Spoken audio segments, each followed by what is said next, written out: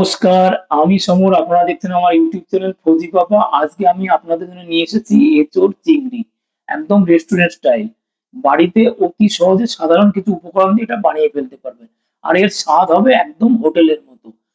ভিডিওটা স্কিপ না করে শেষ পর্যন্ত সাথে থাকুন, নইলে ইম্পর্টেন্ট কিছু টিপস আপনি মিস করে যাবেন। আমি এর জন্য কিছু উপকরণ নিয়েছি, দেখে নেওয়া যাক এক নজর এগুলো। আমি নিয়েছি এই যে এখানে একটা এঁচড় নিয়ে এসেছি। এঁচড়টা হচ্ছে 900 গ্রাম। এটা আমি এখন কেটে নেবো। এর সঙ্গে আমি দুটো আলু নিয়েছি। আলু দুটো লাগবে না, এখন 1.5 খানা আলু ইউজ করবো। আলুটা ছাড়িয়ে রেখেছি, এটাও আমি কেটে নেবো। টমেটো নিয়েছি দুটো, কিছু রসুন আমি ছাড়িয়ে নিয়েছি, আদা নিয়েছি 1 টুকরো, আর 5-6টা আমি নিয়েছি লাল লঙ্কা, কাঁচা লঙ্কা, লাল লঙ্কা, যেটা পেস্ট করে নেবো। দুটো আমি এই সাইজে পেঁয়াজ নিয়েছি। এছাড়া কিছু মশলা আমার কাছে আছে।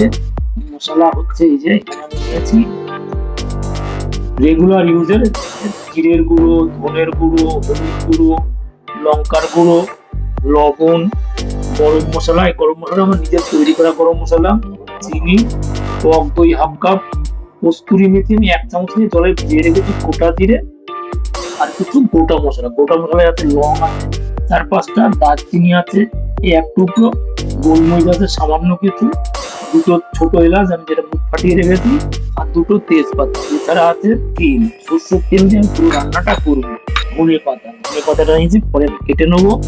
এখন আমি এঁচোড়টাকে কাটিং করবো। আর আমি নিয়েছি চিংড়ি মাছ। চিংড়ি মাছগুলো আমি নিয়ে এসেছি, এই যে রাখা আছে। চিংড়ি মাছগুলো আমি ছাড়িয়ে নেবো। চিংড়ি মাছগুলো ছাড়াতে গেলে এখান থেকে মাথাটা কেটে বাদ দিতে হবে, ছাড়িয়ে নিতে হবে।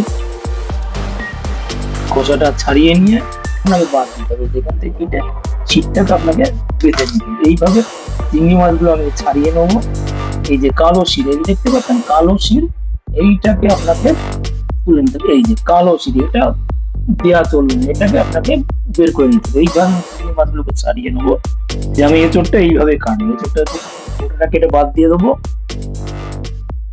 দিয়ে এঁচোড়টাকে 2 ভাগে ভাগ করে নেবো, কাটা সুবিধা।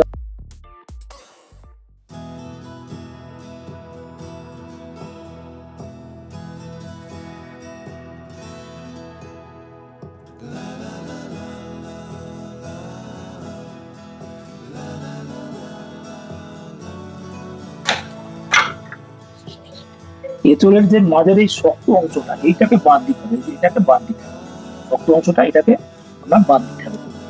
তো আমার কাটা হয়ে গেছে, আমি এই সাইজে পিস করে নিয়েছি এঁচোড়গুলো। কেটে নিয়েছি, নিয়ে এঁচোড়টা আমি ভালো করে ধুয়ে নেবো। আর চিংড়ি মাছটা এই যে বাঁচা হয়ে গেছে, এই যে চিংড়ি মাছ হয়ে গেছে। চিংড়ি মাছটা আমি ম্যারিনেট করার জন্য একটু এর ভিতরে এই যে সামান্য পরিমাণে হলুদ আর একটু লবণ দিয়ে এটাকে ম্যারিনেট করার জন্য রেখে দেবো।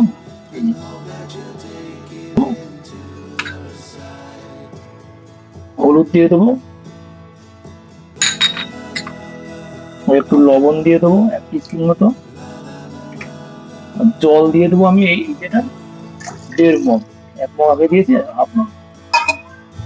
জলটা গরম হবে, গরম হলে আমি এঁচড়গুলো তখন দিয়ে 2 মিনিট মতো ফুটিয়ে নেবো, যাতে এঁচড়ের কষ ভাবটা, কাঁচা ভাবটা, গন্ধটা কেটে যায়। এঁচড়টা আমি বসিয়ে দিয়েছি, বসিয়ে দিয়ে এটাকে 2 মিনিট ভালো করে ফুটিয়ে নেবো। এখন আমি একটা পেস্ট বানাবো। পেস্ট বানানোর জন্য আমি এই যে আদাটা স্লাইস করে কেটে নেবো।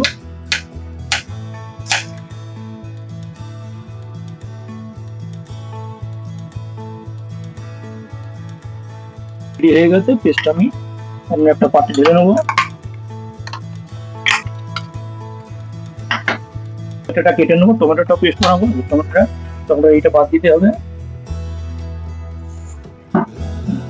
হাফটাকে হাফের মধ্যে আপনাকে 4টা করে পিস করে নেবো।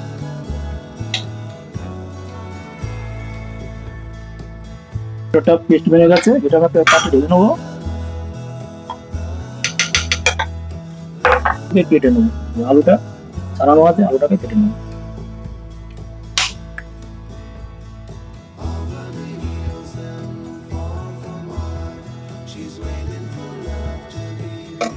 আলুগুলো এই টাইপের সাইজ করে। এঁচড়টা আমার ভাপানো হয়ে গেছে, আমি গ্যাসের ফ্লেমটা বন্ধ করে এঁচড়টা জল ঝরিয়ে নিই। আমি একটা কড়াই বসিয়ে দিয়েছি, আমি এতে দিয়ে দেবো সর্ষের তেল। তেলটা গরম হলে পরে এতে আলুগুলো ভেজে নেবো।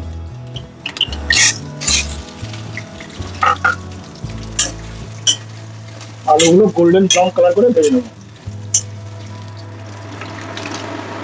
আলুগুলো আমার ভাজা হয়ে গেছে, ফ্রাই করা হয়ে গেছে। তেল ছড়িয়ে তুলে নেবো।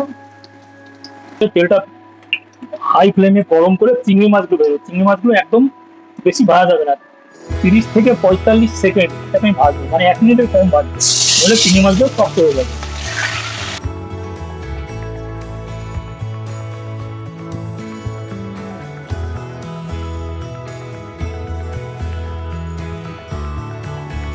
চিংড়ি মাছগুলো আমার ফ্রাই হয়ে গেছে,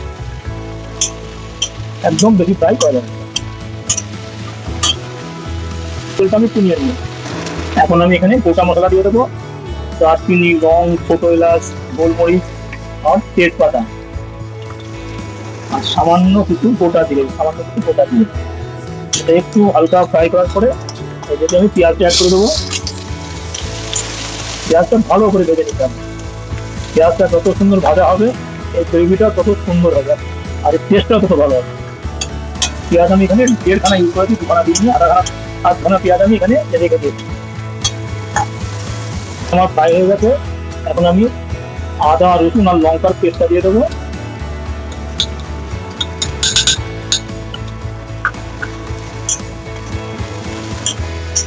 টমেটোর পেস্টটা দিয়ে দেবো।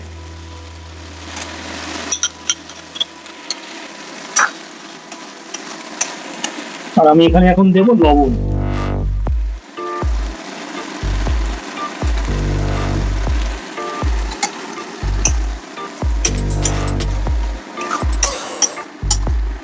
টমেটোর কাঁচা ভাবটা কেটে গেলে তখন আমি দেবো গুঁড়ো মশলা। ঠিক আছে, এখন এখানে গুঁড়ো মশলাগুলো অ্যাড করে দেবো। এখানে আমি লাল লঙ্কা গুঁড়ো দেবো কালারের জন্য, 1/2 টিস্পুন আমি হলুদের গুঁড়ো দেবো, এটাও রঙের জন্য, আর ধনের গুঁড়ো দেবো 1 টিস্পুন, আর জিরের গুঁড়ো দেবো 1/2 টিস্পুন।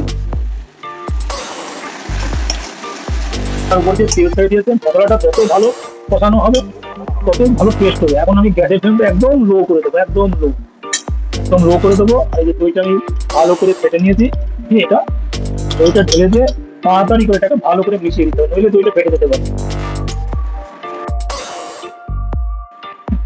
ভাপানো এঁচড়গুলো দিয়ে দেবো।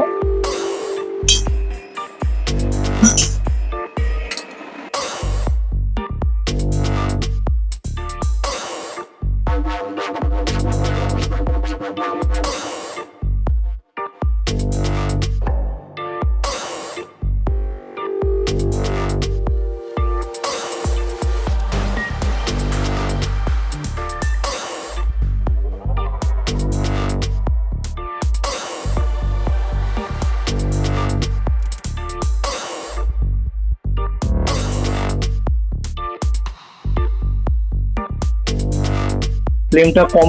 আর এখানে এখন দিয়ে দেবো আমি কস্তুরি মেথি, যেটা ভিজিয়ে রেখেছিলাম। কস্তুরি মেথি, চিনি, 1 টিস্পুন চিনি আছে এতে দিয়ে। এখন আমি ঢাকা দিয়ে এখানে 10 মিনিট মিডিয়াম ফ্লেমে রান্না করে নেবো। এটা ফোটা শুরু হয়ে গেছে, এখন আমি চিংড়ি মাছগুলো অ্যাড করে দেবো।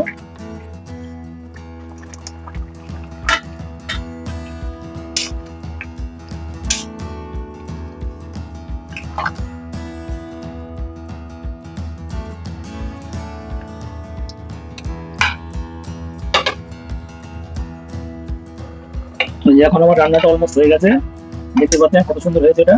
আমি এখন এখানে দিয়ে দেবো গরম মশলা, ভালো করে মিলিয়ে দেবো। আর আমি দেবো কিছু ধনে পাতা কুচি।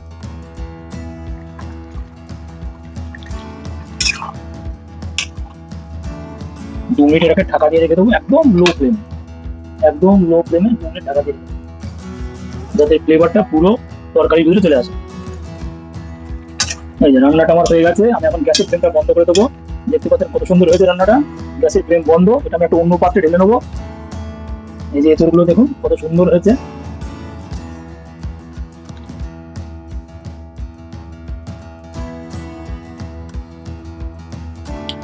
যদি এই ভিডিও রেসিপিটা আপনাদেরকে ভালো লাগে তো একটা লাইক করবেন, শেয়ার করে আপনার বন্ধুদের দেখার সুযোগ করে দেবেন। সাবস্ক্রাইব করতে ভুলবেন না। যখনই কোনো নতুন এরকম মজাদার রেসিপির ভিডিও নিয়ে আসবো সকলের আগে আপনার কাছে পৌঁছে যাবে। আজকে এই পর্যন্ত, আবার দেখা হবে নতুন কোনো ভিডিও নিয়ে। নমস্কার।